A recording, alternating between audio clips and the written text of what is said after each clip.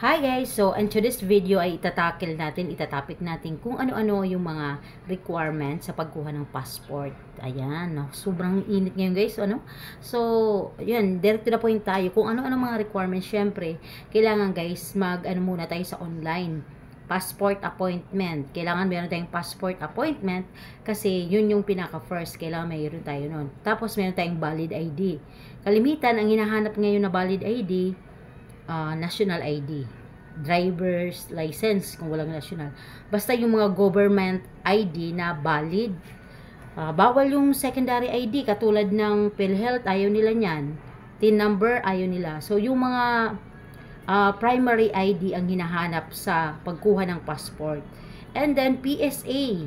PSA, kung kasal ka, kailangan may PSA ka at mayroon kang PSA marriage certificate. Pero kung lalaki ka, kahit PSA lang, okay lang. Ayun. So, i-recap natin. Passport confirmation, passport appointment. That is 4 pages yan. Sa akin, mag-message kayo kung gusto nyo magpa-passport appointment. Marunong ako. Ini-email ko na lang sa inyo ang confirmation. And pangalawa, ID.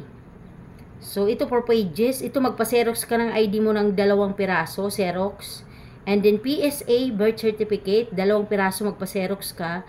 At kung babae ka, marriage certificate, 2 piraso rin na xerox ng iyong marriage certificate.